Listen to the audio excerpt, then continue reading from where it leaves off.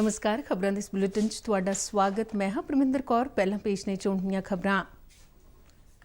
संसद दे मॉनसूनी इजलास की कारवाई फिर विरोधी पार्टियां दे शोर शराबे कारण प्रभावित हुई। शोर शराबे दरमियान लोक सभा च जरूरी रखिया सेवावां बिल 2021 अते इनलैंड वैसल्स बिल 2021 पेश किए गए।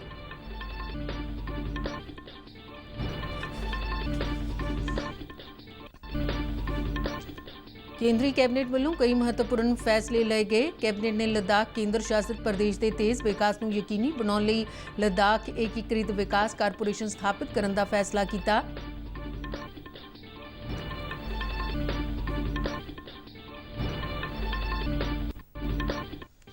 केंद्रीय खेतीबाड़ी और किसान भलाई मंत्री नरेंद्र सिंह तोमर ने फिर दोहराया कि तीनों खेती कानून किसानों लिए लाहेवंद ने और उन्होंने हितों को ध्यान में रख के ही बनाए गए हैं। संचार इलैक्ट्रॉनिक ते सूचना तैक्नोलॉजी केंद्रीय मंत्री अश्विनी वैष्णव ने कहा कि संसद के मॉनसून इजलास तो एक दिन पहला पैगसस बारे सनसनीखेज खबर छापना संयोग नहीं हो सकता। केंद्रीय मंत्री डॉक्टर जितेंद्र सिंह ने कहा कि देश डिजिटल सिक्ख्या लई पुलाड़ तैक्नोलॉजी एप्लीकेशनस की वरतों की जा रही है। पंजाब प्रदेश कांग्रेस के नव नियुक्त प्रधान नवजोत सिंह सिद्धू अज रस्मी तौर पर अपना अहुदा संभालणगे। विश्व प्रसिद्ध ओलंपिक खेडों का महाकुंभ अज जापान की राजधानी टोक्यो च बने नवे राष्ट्रीय स्टेडियम च उद्घाटनी समागम नाल शुरू होगा। उद्घाटनी समागम भारतीय समय अनुसार शाम 4:30 बजे होगा। भारत के 6 अधिकारी ते 20 खिडारी उद्घाटनी समागम च हिस्सा लैणगे। दूरदर्शन, ऑल इंडिया रेडियो ते डीडी स्पोर्ट्स वालों ओलंपिक खेडों की व्यापक कवरेज के प्रबंध। भारत और श्रीलंका विचाले 3 एक दिना क्रिकेट मैचों की लड़ी का तीजा ते अंतिम मैच अज कोलंबो के प्रेमदासा स्टेडियम च खेडिया जाएगा। ते हुण खबरां विस्तार नाल। संसद के मॉनसूनी इजलास की कारवाई कल फिर विरोधी पार्टियां के शोर शराबे कारण प्रभावित हुई। सवेरे लोक सभा की कारवाई शुरू होंदियां ही मैंबरां ने रौला रप्पा पाया, जिस कारण सदन की कारवाई 12 बजे तक मुलतवी करनी पई। 12 बजे सदन के मुड़ जुड़न ते भी विरोधी पार्टियां का शोर शराबा जारी रहा। कांग्रेस, तृणमूल कांग्रेस, YSR कांग्रेस, शिव सेना, श्रोमणी अकाली दल, राष्ट्रीय कांग्रेस पार्टी और होर विरोधी पार्टियां ने पैगसस, खेती कानूनां, वधियां तेल कीमतां ते होर मुद्दों ते जोरदार शोर शराबा किया। विरोधी मैंबर स्पीकर की कुर्सी के सामने आ गए तो सरकार विरुद्ध नारेबाजी शुरू कर दी। स्पीकर की भूमिका निभा रहे भारत रूहरी मेहताब ने कहा कि स्पीकर ने वक्-वक् सियासी पार्टियों के मैंबरों वालों काम रोकू प्रस्ताव खारिज कर दिता है। उन्होंने मैंबरों को अपन सीटां ते जाण लई आख्या। उन्होंने कहा कि सरकार किसी भी मुद्दे ते चर्चा लई तैयार है। संसदीय मामलों बारे मंत्री प्रहलाद जोशी ने विरोधी मैंबरों को भरोसा दिता कि सारे मुद्दों ते चर्चा करवाई जाएगी, पर विरोधी पार्टियां ने एक ना मन्नी ते उन्होंने रौला रप्पा जारी रखा, जिस करके सदन की कारवाई 2 बजे तक मुलतवी कर दी। सदन के मुड़ जुड़न ते भी ज्यों दी त्यों स्थिति रही तो लोक सभा की कारवाई 4 बजे तक मुलतवी करनी पई। 4 बजे भी स्थिति ज्यों दी त्यों रहन ते लोक सभा की कारवाई दिन भर लई मुलतवी कर दी गई। इस तो पहला शोर शराबे दरमियान ही सदन में 2 बिल पेश किए गए। रखिया राज मंत्री अजय भट्ट ने जरूरी रखिया सेवावां बिल 2021 सदन में पेश किया। यह बिल जरूरी रखिया सेवावां ऑर्डीनेंस की थां लवेगा जो 30 जून 2021 नूं लागू किया गया सी। इस बिल विच देश की सुरक्षा ते समूचे तौर पर जनता की जान ते माल की राखी नूं यकीनी बनवाउण दा प्रबंध है। बंदरगाहां, जहाज रानियां ते जल मार्ग मंत्री सरबानंद सोनोवाल ने सदन में इनलैंड वैसल्स बिल 2021 पेश किया। यह बिल इनलैंड वैसल्स एक्ट 1917 की थां लवेगा। उधर राज सभा च भी विरोधी पार्टियां ने वक्-वक् मुद्दों को लैके हंगामा किया, जिस करके सभापति ने पहला 2 बार और फिर पूरे दिन लई सदन की कारवाई मुलतवी कर दी। केंद्रीय कैबिनेट वालों कल कई महत्वपूर्ण फैसले लए गए। कैबिनेट ने लद्दाख केंद्र शासित प्रदेश के तेज विकास को यकीनी बनाने लई लद्दाख एकीकृत विकास कारपोरेशन स्थापित करने का फैसला किया। कैबिनेट ने लद्दाख में 750 करोड़ रुपए की लागत नाल केंद्रीय यूनिवर्सिटी स्थापित करने को मंजूरी दी। प्रधानमंत्री नरेंद्र मोदी की प्रधानगी च हुई कैबिनेट मीटिंग मगरों प्रेस ब्रीफिंग दौरान सूचना ते प्रसारण मंत्री अनुराग ठाकुर ने कहा कि इस नाल लद्दाख में उच्च सिक्ख्या सुधार होगा। उन्होंने दस्सिया कि कैबिनेट ने स्टील सैक्टर को लैके एक वड्डा फैसला लिया। स्टील की दरामद ਨੂੰ ਘੱਟ ਕਰਨ ਲਈ ਕੇਂਦਰੀ ਕੈਬਨਿਟ ਵੱਲੋਂ 6322 ਕਰੋੜ ਰੁਪਏ ਦੀ PLI ਯੋਜਨਾ ਨੂੰ ਮਨਜ਼ੂਰੀ ਦਿੱਤੀ ਗਈ। ਅਨੁਰਾਗ ਠਾਕੁਰ ਨੇ ਕਿਹਾ ਕਿ ਕਰੂਡ ਸਟੀਲ ਵਿੱਚ ਭਾਰਤ ਦੁਨੀਆ ਦਾ ਸਭ ਤੋਂ ਵੱਡਾ ਉਤਪਾਦਕ ਹੈ ਤੇ ਇਸ ਯੋਜਨਾ ਨਾਲ ਸਟੀਲ ਸੈਕਟਰ ਵਿੱਚ 5 ਲੱਖ ਤੋਂ ਵੱਧ ਰੁਜ਼ਗਾਰ ਦੇ ਮੌਕੇ ਪੈਦਾ ਹੋਣਗੇ ਅਤੇ 40,000 ਕਰੋੜ ਰੁਪਏ ਤੋਂ ਵੱਧ ਦਾ ਨਿਵੇਸ਼ ਆਵੇਗਾ। लद्दाख में 750 करोड़ रुपए की लागत से सेंट्रल यूनिवर्सिटी की स्थापना की जाएगी और इसकी स्थापना से जहां एक और उच्च शिक्षा के क्षेत्र में बौद्धिक विकास को सहायता मिलेगी और इसके साथ साथ लद्दाख में सेंट्रल यूनिवर्सिटी की स्थापना से उच्च शिक्षा का प्रसार होगा, छात्रों को उच्च शिक्षा के अधिक अवसर मिलेंगे। ये सेंट्रल यूनिवर्सिटी वहां पर अन्य शिक्षण संस्थानों के लिए भी एक मॉडल का कार्य करेगी। ਕੇਂਦਰੀ ਖੇਤੀਬਾੜੀ ਅਤੇ ਕਿਸਾਨ ਭਲਾਈ ਮੰਤਰੀ ਨਰਿੰਦਰ ਸਿੰਘ ਤੋਮਰ ਨੇ ਫਿਰ ਦੁਹਰਾਇਆ ਕਿ ਤਿੰਨੋਂ ਖੇਤੀ ਕਾਨੂੰਨ ਕਿਸਾਨਾਂ ਲਈ ਲਾਹੇਵੰਦ ਨੇ ਤੇ ਉਹਨਾਂ ਦੇ ਹਿੱਤਾਂ ਨੂੰ ਧਿਆਨ ਵਿੱਚ ਰੱਖ ਕੇ ਹੀ ਬਣਾਏ ਗਏ ਨੇ। ਸੰਸਦ ਦੇ ਬਾਹਰ ਪੱਤਰਕਾਰਾਂ ਨਾਲ ਗੱਲਬਾਤ ਕਰਦਿਆਂ ਤੋਮਰ ਨੇ ਕਿਹਾ ਕਿ ਸਰਕਾਰ ਨੇ ਇਹਨਾਂ ਕਾਨੂੰਨਾਂ ਸੰਬੰਧੀ ਕਿਸਾਨ ਸੰਗਠਨਾਂ ਨਾਲ ਗੱਲਬਾਤ ਕੀਤੀ ਸੀ। ਖੇਤੀ ਮੰਤਰੀ ਨੇ ਕਿਹਾ ਜੇ ਕਿਸਾਨ ਆਪਣੇ ਮੁੱਦਿਆਂ ਨੂੰ ਕਲਾਜ ਦਰ ਕਲਾਜ ਰੱਖਦੇ ਨੇ ਤਾਂ ਸਰਕਾਰ ਉਹਨਾਂ ਨਾਲ ਗੱਲਬਾਤ ਲਈ ਤਿਆਰ ਹੈ।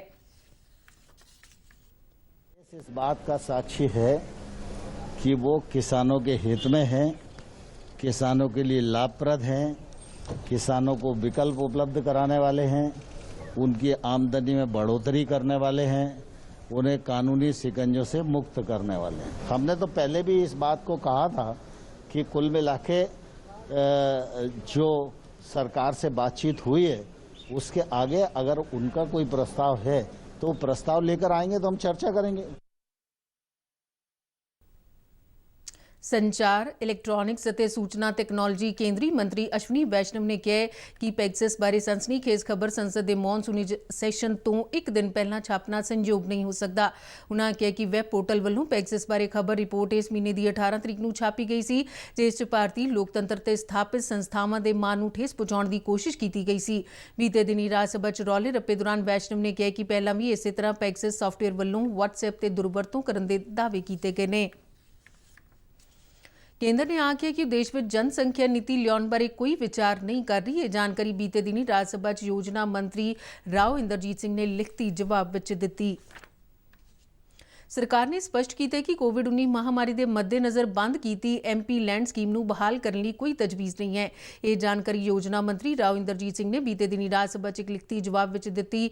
ਉਨ੍ਹਾਂ ਕਿਹਾ ਕਿ ਕੇਂਦਰ ਨੇ ਹੁਣ ਤੱਕ MP ਲੈਂਡ ਸਕੀਮ ਤਹਿਤ ਨੋਡਲ ਜ਼ਿਲ੍ਹਾ ਅਥਾਰਟੀਆਂ ਨੂੰ 55,000 ਕਰੋੜ ਰੁਪਏ ਤੋਂ ਵੱਧ ਜਾਰੀ ਕੀਤੇ ਨੇ। ਉਨ੍ਹਾਂ ਕਿਹਾ ਕਿ ਕੋਵਿਡ-19 ਮਹਾਮਾਰੀ ਕਾਰਨ ਆਈਆਂ ਆਪਾਤਕਾਲੀਨ ਮੁਸ਼ਕਲਾਂ ਨਾਲ ਨਜਿੱਠਣ ਲਈ ਸੰਸਦ ਮੈਂਬਰਾਂ ਨੂੰ ਅਦਾ ਕਰਨਯੋਗ ਤਨਖਾਹ ਵੀ 30% ਘਟਾਈ ਗਈ ਸੀ। ਉਨ੍ਹਾਂ ਕਿਹਾ ਕਿ MP ਲੈਂਡ ਸਕੀਮ ਵਿੱਚੋਂ ਕੀਤੀ ਫੰਡਾਂ ਦੀ ਕਟੌਤੀ ਅਤੇ ਸੰਸਦ ਮੈਂਬਰਾਂ ਦੀਆਂ ਘਟਾਈਆਂ ਤਨਖਾਹਾਂ ਦੇ ਫੰਡ ਦੀ ਸਿਹਤ ਬੁਨਿਆਦੀ ਢਾਂਚੇ ਪ੍ਰਧਾਨ ਮੰਤਰੀ ਗਰੀਬ ਕਲਿਆਣ ਯੋਜਨਾ ਤਹਿਤ ਮੁਫਤ ਰਾਸ਼ਨ ਮੁਹੱਈਆ ਕਰਾਉਣ ਅਤੇ ਮੁਫਤ ਟੀਕਾਕਰਨ ਲਈ ਵਰਤੋਂ ਕੀਤੀ ਜਾ ਰਹੀ ਹੈ। ਕੇਂਦਰ ਸਰਕਾਰ ਨੇ ਆਖਿਆ ਕਿ ਦੇਸ਼ 'ਚ ਡਿਜੀਟਲ ਸਿੱਖਿਆ ਲਈ ਪੁਲਾੜ ਟੈਕਨੋਲੋਜੀ ਐਪਲੀਕੇਸ਼ਨਸ ਦੀ ਵਰਤੋਂ ਕੀਤੀ ਜਾ ਰਹੀ ਹੈ। ਟੈਲੀ ਸਿੱਖਿਆ ਪ੍ਰੋਗਰਾਮ ਐਪ 19 ਸੂਬਿਆਂ ਅਤੇ ਅੰਡੇਮਾਨ ਨਿਕੋਬਾਰ ਦੀਪ 'ਚ ਡਿਜੀਟਲ ਮੋਡ ਰਾਹੀਂ ਸਿੱਖਿਆ ਦੇਣ ਲਈ ਸੈਟੇਲਾਈਟ ਸੰਚਾਰ ਵਰਤਿਆ ਜਾ ਰਿਹਾ ਹੈ। ਇਸ ਤੋਂ ਇਲਾਵਾ Indian institute of remote sensing digital ਪਲੇਟਫਾਰਮਾਂ ਦੀ ਵਰਤੋਂ ਕਰਦਿਆਂ ਪੁਲਾੜ ਟੈਕਨੋਲੋਜੀ ਅਤੇ ਇਸ ਦੀਆਂ ਐਪਲੀਕੇਸ਼ਨਸ ਦੁਆਰਾ ਲਾਭਪਾਤਰੀ ਜਿਨ੍ਹਾਂ 'ਚ ਅੰਡਰ ਗ੍ਰੈਜੂਏਟ ਤੇ ਪੋਸਟ ਗ੍ਰੈਜੂਏਟ, ਡਾਕਟਰੇਟ ਵਿਦਿਆਰਥੀ, ਕੰਮਕਾਜੀ ਪੇਸ਼ੇਵਰ, ਸਕੂਲ ਅਧਿਆਪਕ ਅਤੇ ਸਕੂਲ ਵਿਦਿਆਰਥੀਆਂ ਦੀ ਸਿਖਲਾਈ ਸਰਗਰਮੀ ਨਾਲ ਲੱਗਾ ਹੋਇਆ ਹੈ। ਪਿਛਲੇ 1 ਸਾਲ ਦੌਰਾਨ ਇਨ੍ਹਾਂ ਪ੍ਰੋਗਰਾਮਾਂ ਤੋਂ 2,42,000 ਲਾਭਪਾਤਰੀਆਂ ਨੂੰ ਫਾਇਦਾ ਪਹੁੰਚਿਆ ਹੈ। ਪੁਲਾੜ ਖੇਤਰ ਗੈਰ ਸਰਕਾਰੀ ਸੰਸਥਾਵਾਂ ਦੀ ਵੱਡੀ ਸ਼ਮੂਲੀਅਤ ਲਈ ਖੁੱਲ੍ਹਾ ਹੈ ਜਿਸ ਵੱਲੋਂ ਡਿਜੀਟਲ ਸਿੱਖਿਆ ਸਮੇਤ ਪੁਲਾੜ ਆਧਾਰਿਤ ਐਪਲੀਕੇਸ਼ਨ ਮੁਹੱਈਆ ਕਰਕੇ ਵੱਡੇ ਮੌਕੇ ਦੇਣ ਦੀ ਸੰਭਾਵਨਾ ਹੈ। ਇਹ ਜਾਣਕਾਰੀ ਕੇਂਦਰੀ ਪਰਮਾਣੂ ਊਰਜਾ ਤੇ ਪੁਲਾੜ ਮੰਤਰੀ ਡਾਕਟਰ ਜਤਿੰਦਰ ਸਿੰਘ ਨੇ ਰਾਜ ਸਭਾ 'ਚ ਇੱਕ ਲਿਖਤੀ ਜਵਾਬ ਵਿੱਚ ਦਿੱਤੀ ਹੈ। ਕੇਂਦਰੀ ਖੇਡ ਮੰਤਰੀ ਅਨੁਰਾਗ ਠਾਕੁਰ ਨੇ ਕਿਹਾ ਕਿ ਖੇਲੋ ਇੰਡੀਆ ਯੋਜਨਾ ਤੇ ਭਾਰਤੀ ਖੇਡ ਅਥਾਰਟੀ ਦੀਆਂ ਖੇਡਾਂ ਪ੍ਰੋਤਸਾਹਨ ਯੋਜਨਾਵਾਂ ਤਹਿਤ ਓਲੰਪਿਕ ਤੇ ਕੌਮਾਂਤਰੀ ਖੇਡਾਂ 'ਚ ਹਿੱਸਾ ਲੈਣ ਲਈ ਦਿਹਾਤੀ ਇਲਾਕੇ ਸਮੇਤ ਦੇਸ਼ ਭਰ ਵਿੱਚੋਂ ਪ੍ਰਤਿਭਾ ਦੀ ਪਛਾਣ ਕੀਤੀ ਜਾ ਰਹੀ ਹੈ। ਬੀਤੇ ਦਿਨੀ ਲੋਕ ਸਭਾ 'ਚ ਇੱਕ ਸਵਾਲ ਦੇ ਲਿਖਤੀ ਜਵਾਬ 'ਚ ਉਨ੍ਹਾਂ ਕਿਹਾ ਕਿ ਟਾਰਗੇਟ ਓਲੰਪਿਕ ਪੋਡੀਅਮ ਯੋਜਨਾ ਅਤੇ ਪ੍ਰੋਤਸਾਹਨ ਲਈ ਯੋਜਨਾ ਤਹਿਤ ਓਲੰਪਿਕ ਸਮੇਤ ਅੰਤਰਰਾਸ਼ਟਰੀ ਖੇਡਾਂ 'ਚ ਤਗਮਾ ਜਿੱਤਣ ਵਾਲੇ ਸੰਭਾਵਿਤ ਖਿਡਾਰੀਆਂ ਨੂੰ ਮੁਕਾਬਲੇ ਮੌਕੇ ਮਦਦ ਅਤੇ ਸਿਖਲਾਈ ਮੁਹੱਈਆ ਕਰਵਾਈ ਜਾ ਰਹੀ ਹੈ। ਇੱਕ ਹੋਰ ਸਵਾਲ ਦੇ ਜਵਾਬ 'ਚ ਅਨੁਰਾਗ ਠਾਕੁਰ ਨੇ ਕਿਹਾ ਕਿ ਇਸ ਵੇਲੇ ਟਾਰਗੇਟ ਓਲੰਪਿਕ ਪੋਡੀਅਮ ਯੋਜਨਾ ਤਹਿਤ 147 ਖਿਡਾਰੀਆਂ ਤੇ ਪੁਰਸ਼ ਅਤੇ ਮਹਿਲਾ ਹਾਕੀ ਟੀਮ ਦੀ ਚੋਣ ਕੀਤੀ ਗਈ ਹੈ। ਪੰਜਾਬ ਪ੍ਰਦੇਸ਼ ਕਾਂਗਰਸ ਦੇ ਨਵ ਨਿਯੁਕਤ ਪ੍ਰਧਾਨ ਨਵਜੋਤ ਸਿੰਘ ਸਿੱਧੂ ਅੱਜ ਰਸਮੀ ਤੌਰ ਤੇ ਆਪਣਾ ਅਹੁਦਾ ਸੰਭਾਲਣਗੇ। ਚੰਡੀਗੜ੍ਹ ਦੇ ਕਾਂਗਰਸ ਭਵਨ 'ਚ ਸਿੱਧੂ ਤੋਂ ਇਲਾਵਾ ਨਵੇਂ ਨਿਯੁਕਤ ਕੀਤੇ ਗਏ ਕਾਂਗਰਸ ਪਾਰਟੀ ਦੇ 4 ਕਾਰਜਕਾਰੀ ਪ੍ਰਧਾਨ ਵੀ ਆਪਣਾ ਅਹੁਦਾ ਸੰਭਾਲਣਗੇ। ਜ਼ਿਕਰਯੋਗ ਹੈ ਕਿ ਨਵਜੋਤ ਸਿੰਘ ਸਿੱਧੂ ਨੂੰ ਸੁਨੀਲ ਜਾਖੜ ਦੀ ਥਾਂ ਤੇ ਬੀਤੇ ਦਿਨੀ ਕਾਂਗਰਸ ਪਾਰਟੀ ਦਾ ਪੰਜਾਬ ਪ੍ਰਧਾਨ ਥਾਪਿਆ ਗਿਆ ਸੀ, ਜਿਸ ਦਾ ਮੁੱਖ ਮੰਤਰੀ ਕੈਪਟਨ ਅਮਰਿੰਦਰ ਸਿੰਘ ਸਮੇਤ ਕਈ ਹੋਰ ਆਗੂਆਂ ਵੱਲੋਂ ਪੁਰਜ਼ੋਰ ਵਿਰੋਧ ਕੀਤਾ ਗਿਆ। ਕਾਂਗਰਸ ਪਾਰਟੀ ਦੇ ਪੰਜਾਬ ਇੰਚਾਰਜ ਹਰੀਸ਼ ਰਾਵਤ ਨੇ ਕਿਹਾ ਕਿ ਨਵਜੋਤ ਸਿੰਘ ਸਿੱਧੂ ਅਤੇ ਹੋਰ ਅਹੁਦੇਦਾਰਾਂ ਦੀ ਤਾਜ਼ਪੋਸ਼ੀ ਸਮਾਗਮ 'ਚ ਪੰਜਾਬ ਦੇ ਮੁੱਖ ਮੰਤਰੀ ਕੈਪਟਨ ਅਮਰਿੰਦਰ ਸਿੰਘ ਵੀ ਸ਼ਿਰਕਤ ਕਰਨਗੇ। ਚੰਡੀਗੜ੍ਹ 'ਚ ਪੰਜਾਬ ਕਾਂਗਰਸ ਦੇ ਨਵ ਨਿਯੁਕਤ ਕਾਰਜਕਾਰੀ ਪ੍ਰਧਾਨ ਕੁਲਜੀਤ ਸਿੰਘ ਨਾਗਰਾ ਨੇ ਆਖਿਆ ਕਿ ਉਨ੍ਹਾਂ ਵੱਲੋਂ ਮੁੱਖ ਮੰਤਰੀ ਕੈਪਟਨ ਅਮਰਿੰਦਰ ਸਿੰਘ ਨੂੰ ਇਸ ਸਮਾਗਮ 'ਚ ਸ਼ਾਮਿਲ ਹੋਣ ਦਾ ਸੱਦਾ ਦਿੱਤਾ ਗਿਆ ਹੈ। ਪੰਜਾਬ ਦੇ ਸਿੱਖਿਆ ਵਿਭਾਗ ਨੇ 75ਵਾਂ ਆਜ਼ਾਦੀ ਦਿਵਸ ਆਜ਼ਾਦੀ ਦਾ ਅੰਮ੍ਰਿਤ ਮਹੋਤਸਵ ਤਹਿਤ ਮਨਾਉਣ ਲਈ ਸਾਰੇ ਸਕੂਲਾਂ ਦੇ ਮੁਖੀਆਂ ਨੂੰ ਹੁਕਮ ਜਾਰੀ ਕੀਤੇ ਨੇ। ਸਿੱਖਿਆ ਵਿਭਾਗ ਦੇ ਬੁਲਾਰੇ ਨੇ ਦੱਸਿਆ ਕਿ 9 ਅਗਸਤ ਤੋਂ 15 ਅਗਸਤ ਤੱਕ ਸਕੂਲਾਂ 'ਚ ਆਨਲਾਈਨ ਲੇਖ, ਪੇਂਟਿੰਗਸ, ਗੀਤ, ਕਵਿਤਾ, ਪੋਸਟਰ ਬਣਾਉਣ ਅਤੇ ਭਾਸ਼ਣ ਕਰਵਾਉਣ ਦੇ ਨਿਰਦੇਸ਼ ਦਿੱਤੇ ਗਏ ਨੇ। ਇਹ ਮੁਕਾਬਲੇ ਆਜ਼ਾਦੀ ਸੰਘਰਸ਼ ਨਾਲ ਸੰਬੰਧਿਤ ਘਟਨਾਵਾਂ ਤੇ ਦੇਸ਼ ਭਗਤਾਂ ਦੇ ਯੋਗਦਾਨ ਬਾਰੇ ਕਰਵਾਏ ਜਾਣਗੇ। ਇਨ੍ਹਾਂ ਮੁਕਾਬਲਿਆਂ 'ਚ ਜੇਤੂ ਵਿਦਿਆਰਥੀਆਂ ਨੂੰ ਸਕੂਲ ਪੱਧਰ ਤੇ ਸਨਮਾਨਿਤ ਕਰਨ ਲਈ ਵੀ ਸਕੂਲ ਮੁਖੀਆਂ ਨੂੰ ਹਦਾਇਤਾਂ ਜਾਰੀ ਕੀਤੀਆਂ ਗਈਆਂ ਨੇ।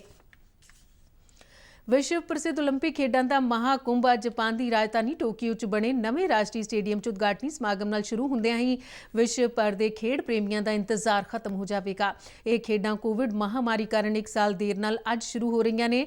ਵਿਸ਼ਵ ਦੇ 206 ਮੁਲਕਾਂ ਤੋਂ ਕਰੀਬ 11,000 ਤੋਂ ਵੱਧ ਖਿਡਾਰੀ 33 ਖੇਡਾਂ ਦੇ 339 ਮੁਕਾਬਲਿਆਂ 'ਚ ਤਮਗੇ ਜਿੱਤਣ ਲਈ ਆਪਣੀ ਪੂਰੀ ਵਾਹ ਲਾਉਣਗੇ। ਵਿਸ਼ਵ ਪ੍ਰਸਿੱਧ ਓਲੰਪਿਕ ਖੇਡਾਂ ਦਾ ਉਦਘਾਟਨੀ ਸਮਾਗਮ ਭਾਰਤੀ ਸਮੇਂ ਅਨੁਸਾਰ ਅੱਜ ਸ਼ਾਮ 4:30 ਵਜੇ ਹੋਵੇਗਾ। ਜਾਪਾਨ ਦੀ ਰਾਜਧਾਨੀ 'ਚ ਨਵੇਂ ਬਣੇ ਰਾਸ਼ਟਰੀ ਸਟੇਡੀਅਮ 'ਚ ਹੋਣ ਵਾਲੀਆਂ ਖੇਡਾਂ ਨੂੰ ਕੋਵਿਡ-19 ਮਹਾਮਾਰੀ ਕਰਕੇ ਸੰਜਮ ਨਾਲ ਕਰਵਾਇਆ ਜਾ ਰਿਹਾ ਹੈ। ਉਦਘਾਟਨੀ ਸਮਾਗਮ ਦੇ ਐਗਜ਼ੀਕਟਿਵ ਪ੍ਰੋਡਿਊਸਰ ਮਾਰਕੋ ਬਲੀਚ ਨੇ ਕਿਹਾ ਕਿ ਉਦਘਾਟਨੀ ਸਮਾਗਮ ਜਾਪਾਨ ਦੇ ਖੂਬਸੂਰਤ ਸੋਹਿਜ ਦੀਆਂ ਪੇਸ਼ਕਾਰੀਆਂ ਹੋਣਗੀਆਂ। ਇਸ 'ਚ ਜਾਪਾਨੀ ਰੰਗ ਢੰਗ ਹੋਵੇਗਾ ਤੇ ਮੌਜੂਦਾ ਹਾਲਾਤਾਂ ਦੀਆਂ ਭਾਵਨਾਵਾਂ ਨਾਲ ਮੇਲ ਖਾਂਦੇ ਦ੍ਰਿਸ਼ ਪੇਸ਼ ਕੀਤੇ ਜਾਣਗੇ। ਜਾਪਾਨ ਨੇ ਐਲਾਨ ਕੀਤਾ ਕਿ ਓਲੰਪਿਕ ਖੇਡਾਂ 'ਚ ਹਿੱਸਾ ਲੈਣ ਵਾਲੇ ਖਿਡਾਰੀ ਖਾਲੀ ਸਟੇਡੀਅਮ 'ਚ ਦਰਸ਼ਕਾਂ ਤੋਂ ਬਿਨਾਂ ਮੁਕਾਬਲੇ 'ਚ ਹਿੱਸਾ ਲੈਣਗੇ। ਅਜਿਹਾ ਕੋਵਿਡ-19 ਮਹਾਮਾਰੀ ਕਾਰਨ ਸਿਹਤ ਲਈ ਜੋਖਮ ਨੂੰ ਘੱਟ ਕਰਨ ਲਈ ਕੀਤਾ ਗਿਆ। ਭਾਰਤੀ ਮਿਸ਼ਨ ਦੇ ਉਪ ਮੁਖੀ ਪ੍ਰੇਮ ਕੁਮਾਰ ਵਰਮਾ ਨੇ ਦੱਸਿਆ ਕਿ ਹਰ ਮੁਲਕ ਵਿੱਚੋਂ ਸਿਰਫ 6 ਅਧਿਕਾਰੀਆਂ ਨੂੰ ਉਦਘਾਟਨ ਸਮਾਗਮ 'ਚ ਹਿੱਸਾ ਲੈਣ ਦੀ ਇਜਾਜ਼ਤ ਹੋਵੇਗੀ, ਜਦਕਿ ਖਿਡਾਰੀਆਂ ਦੀ ਗਿਣਤੀ 'ਚ ਕੋਈ ਕਮੀ ਨਹੀਂ ਕੀਤੀ ਗਈ। ਦੂਰਦਰਸ਼ਨ, ਆਲ ਇੰਡੀਆ ਰੇਡੀਓ ਤੇ ਡੀਡੀ ਸਪੋਰਟਸ ਵੱਲੋਂ ਓਲੰਪਿਕ ਖੇਡਾਂ ਦੀ ਵਿਆਪਕ ਕਵਰੇਜ ਦੇ ਪ੍ਰਬੰਧ ਕੀਤੇ ਗਏ ਨੇ। ਕ੍ਰਿਕਟ ਭਾਰਤ ਅਤੇ ਸ਼੍ਰੀਲੰਕਾ ਵਿਚਾਲੇ 3 ਇੱਕ-ਦਿਨਾ ਕ੍ਰਿਕਟ ਮੈਚਾਂ ਦੀ ਲੜੀ ਦਾ ਤੀਜਾ ਤੇ ਅੰਤਿਮ ਮੈਚ ਅੱਜ ਕੋਲੰਬੋ ਦੇ ਪ੍ਰੇਮਦਾਸਾ ਸਟੇਡੀਅਮ 'ਚ ਖੇਡਿਆ ਜਾਵੇਗਾ। ਭਾਰਤ ਪਹਿਲੇ 2 ਮੈਚ ਜਿੱਤ ਕੇ ਪਹਿਲਾਂ ਹੀ ਲੜੀ ਤੇ ਕਾਬਜ਼ ਹੋ ਚੁੱਕੇ ਹੈ। ਭਾਰਤੀ ਕ੍ਰਿਕਟ ਟੀਮ ਤੀਜਾ ਮੈਚ ਵੀ ਜਿੱਤ ਕੇ ਲੜੀ 3-0 ਨਾਲ ਜਿੱਤਣ ਦੀ ਕੋਸ਼ਿਸ਼ ਕਰੇਗਾ, ਜਦਕਿ ਸ਼੍ਰੀਲੰਕਾ ਇਸ ਲੜੀ 'ਚ ਆਪਣੀ ਸਾਖ ਬਚਾਉਣ ਲਈ ਮੈਚ ਜਿੱਤਣ ਦੀ ਜੱਦੋ-ਜਹਿਦ ਕਰੇਗਾ। ਇੱਕ-ਦਿਨਾ ਮੈਚਾਂ ਦੀ ਲੜੀ ਤੋਂ ਇਲਾਵਾ ਸ਼੍ਰੀਲੰਕਾ ਦੇ ਦੌਰੇ ਤੇ ਗਈ ਭਾਰਤੀ ਟੀਮ 3 T20 ਮੈਚਾਂ ਦੀ ਲੜੀ ਵੀ ਖੇਡੇਗੀ।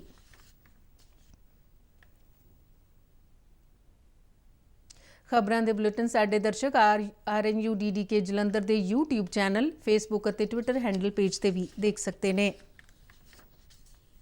ਤੇ ਬੁਲੇਟਿਨ ਦੇ ਅਖੀਰ ਵਿੱਚ ਚੋਣਵੀਆਂ ਖਬਰਾਂ ਇੱਕ ਵਾਰ ਫਿਰ ਤੋਂ। ਸੰਸਦ ਦੇ ਮੌਨਸੂਨੀ ਇਜਲਾਸ ਦੀ ਕਾਰਵਾਈ ਫਿਰ ਵਿਰੋਧੀ ਪਾਰਟੀਆਂ ਦੇ ਸ਼ੋਰ ਸ਼ਰਾਬੇ ਕਾਰਨ ਪ੍ਰਭਾਵਿਤ ਹੋਈ। ਸ਼ੋਰ ਸ਼ਰਾਬੇ ਦਰਮਿਆਨ ਲੋਕ ਸਭਾ ਜ਼ਰੂਰੀ ਰੱਖਿਆ ਸੇਵਾਵਾਂ ਬਿੱਲ 2021 ਅਤੇ ਇਨਲੈਂਡ ਵੈਸਲਸ ਬਿੱਲ 2021 ਪੇਸ਼ ਕੀਤੇ ਗਏ।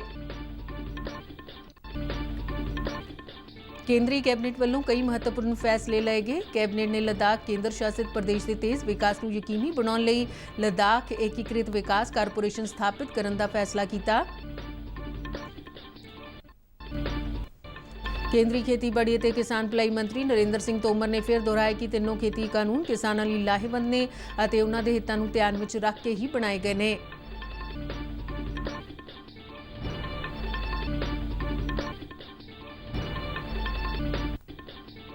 ਸੰਚਾਰ, ਇਲੈਕਟ੍ਰੋਨਿਕ ਤੇ ਸੂਚਨਾ ਤਕਨਾਲੋਜੀ ਕੇਂਦਰੀ ਮੰਤਰੀ ਅਸ਼ਵਨੀ ਵੈਸ਼ਨਵ ਨੇ ਕਿਹਾ ਕਿ ਸੰਸਦ ਦੇ ਮੌਨਸੂਨੀ ਇਜਲਾਸ ਤੋਂ ਇੱਕ ਦਿਨ ਪਹਿਲਾਂ ਪੈਗਸਿਸ ਬਾਰੇ ਸਨਸਨੀਖੇਜ਼ ਖਬਰ ਛਾਪਣਾ ਸੰਜੋਗ ਨਹੀਂ ਹੋ ਸਕਦਾ।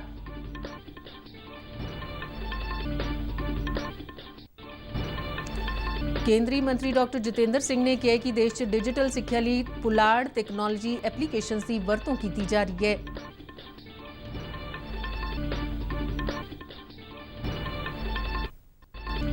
ਪੰਜਾਬ ਪ੍ਰਦੇਸ਼ ਕਾਂਗਰਸ ਦੇ ਨਵ ਨਿਯੁਕਤ ਪ੍ਰਧਾਨ ਨਵਜੋਤ ਸਿੰਘ ਸਿੱਧੂ ਅੱਜ ਰਸਮੀ ਤੌਰ ਤੇ ਆਪਣਾ ਅਹੁਦਾ ਸੰਭਾਲਣਗੇ।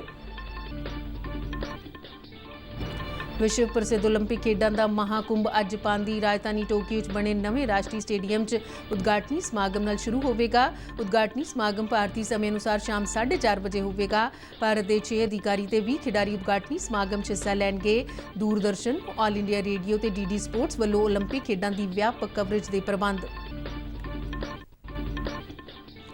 भारत ਅਤੇ श्रीलंका विचाले 3 दिना क्रिकेट मैचां ਦੀ ਲੜੀ ਦਾ ਤੀਜਾ ਤੇ ਅੰਤਿਮ ਮੈਚ ਅੱਜ ਕੋਲੰਬੋ ਦੇ ਪ੍ਰੇਮਦਾਸਾ ਸਟੇਡੀਅਮ 'ਚ ਖੇਡਿਆ ਜਾਵੇਗਾ। ਇਸ ਦੇ ਨਾਲ ਹੀ ਖਬਰਾਂ ਦੇ ਬੁਲੇਟਿਨ ਖਤਮ ਹੋਇਆ। ਨਮਸਕਾਰ।